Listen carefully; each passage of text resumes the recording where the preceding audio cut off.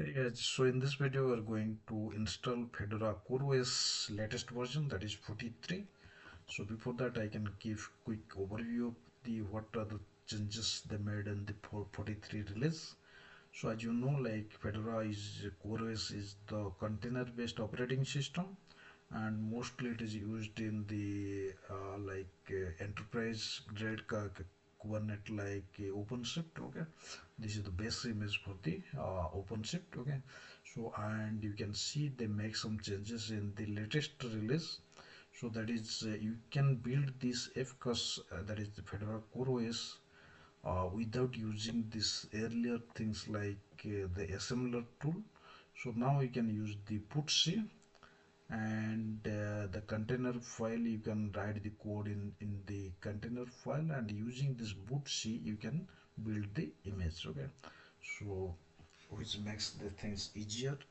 And this basically this one is useful for your CI/CD pipeline. You can quickly build the image. Okay, so that is the one thing. And you can see what are the features like build system. As I told, like they use the container file and the bootc instead of using this earlier assembler tool.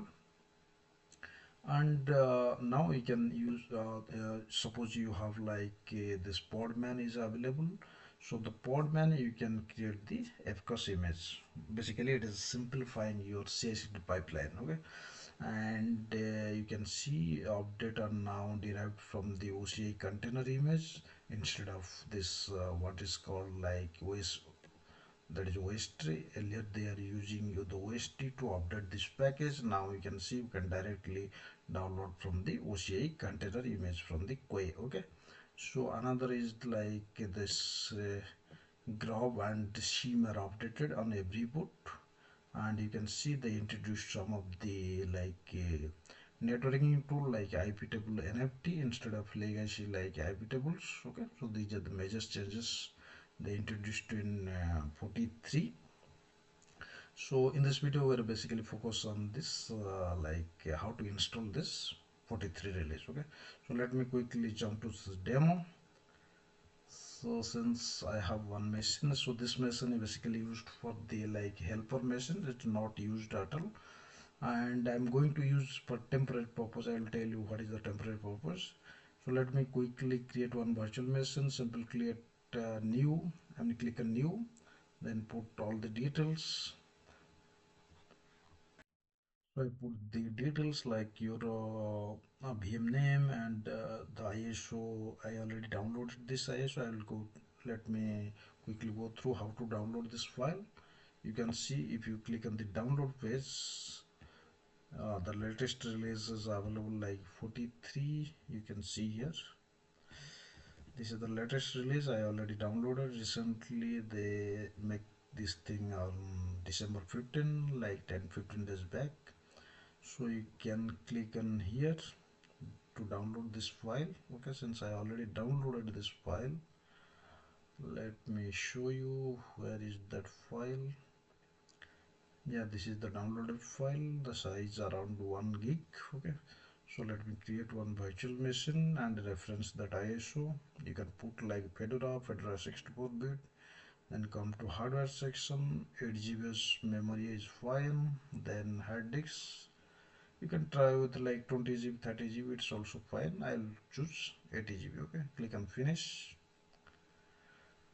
Then in the network section, so I will add like two interface. The first one is like for the internet connection, and the second one is for the static IP. Okay, so let me add.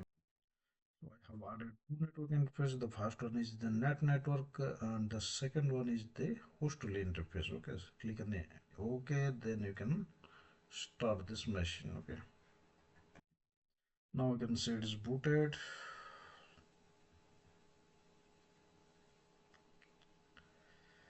So before that we need to perform few steps. Okay, so you can see now it's booted, but we need to install it. Okay, so let me show you what are the steps we need to follow. I have the steps.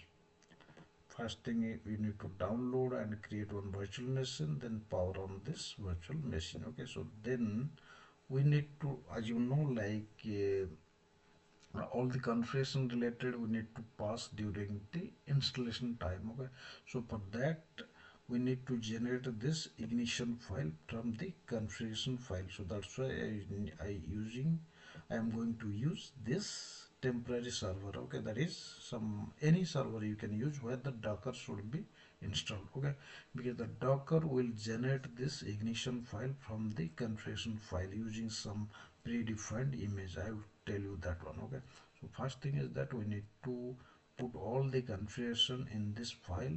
Any name is fine, base config something. So I'm taking helper of this some helper machine. Okay, so the IP address is 20. Okay, this is for temporary purpose. Okay, so let me create one file, some config something, base config. Yes, so I need to delete this line. Okay, so the variant is fcus and version is there, and it will create core user. Okay, and put in this group like well and docker group. And here the important thing is that you need to generate the SSH public key and put here the SSH public key. Okay, so I already generated this SSH public key. You can check out some of the videos like how to generate a public key and put the public key at here. Okay, so as many public key you can add here, first public key, second, third, like that. Okay, then come to storage section. Here you can like put your host name, the new machine host name, it is host name.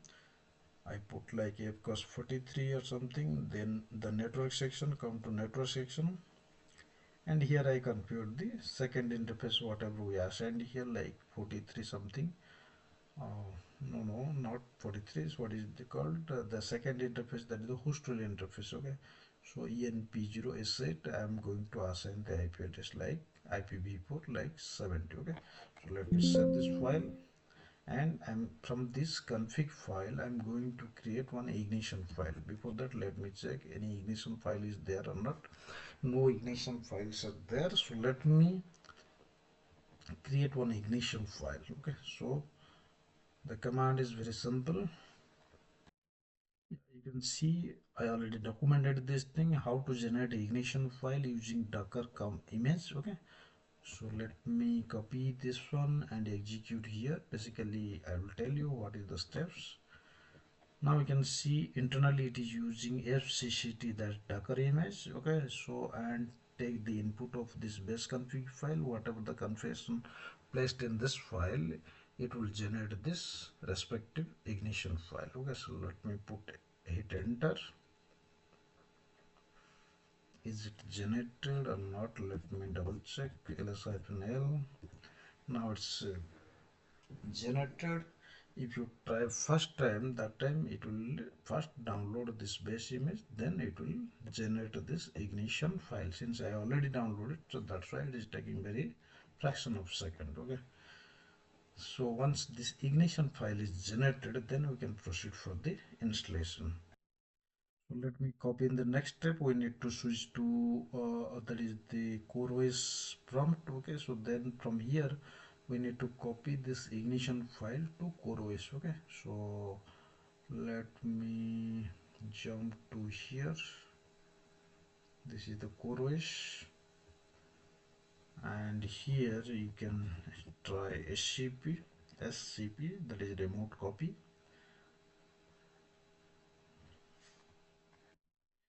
Yeah, so you can put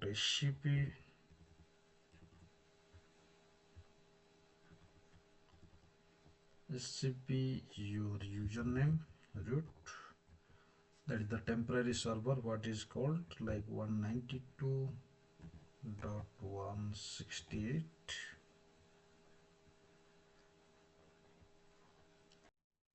So let me copy this file from here.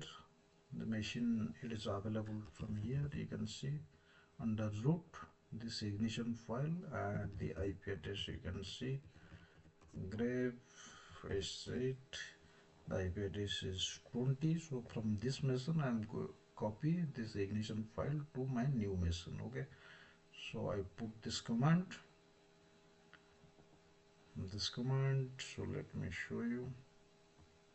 Yeah, HCP root at the rate this server IP, then so it is asked for the password. You can put the password of your temporary machine. Now it is copied. Let me clear the screen. Simple put ls. Now you can see the best config is available. Now we can use this command, this one. Okay, sudo CoreOS installer, sudo CoreOS installer, then the command is install, and what is the target device? So basically the target device is, since only one device hard disk is attached, so the naming convention is HDA, and your base config file. Okay, so that is ignition file. So let me hit enter. It will take few minutes. Now you can see it is reading from this ignition file and the ISO. Now it is installing to the disk. Okay, so it will take a couple of seconds. Now you can see almost 90% completed, 100% completed. So now you can see the installation completed. So we should shut down this machine right now because we need to detach this ISO, okay, from this virtual machine. Okay, now we need to shut down this machine. Once it's completely powered off, from here you can go to your new virtual machine, that is fcos43 something, whatever you put the name. From the come to storage section, come to ISO, this ISO file, and from here you need to remove this disk. Okay, so once this one is empty, then hit OK, then you can start this one, so that it will booted from the fresh installed disk. Okay, so let me show you. Now you can see the screen. Fedora CoreOS 43 is booted.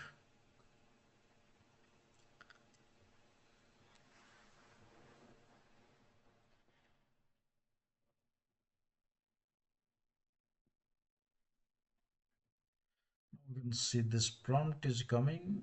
If you check this, like there is two IPs configured. The first one like ENP0S3 and the second one is S8. Whatever we put inside this config file, the same IP is configured here, like 5056.70. Okay, so automatically some core users should be created because we put all the details in here. Like if you double check this file,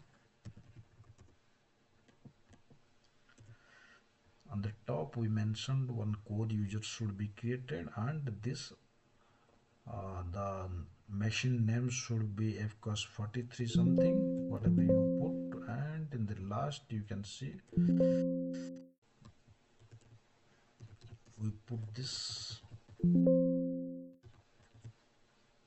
Yeah, so we put this IP address, that is .70. So that's why after the installation the IP automatically assigned to this 70.70 to this interface, that is S8, that is the second interface. Okay, so once everything is completed, this machine is not at all required right now because all these things already completed, that is installation is completed. So from this machine you can connect. Otherwise, whatever the SSH key added, let me show you.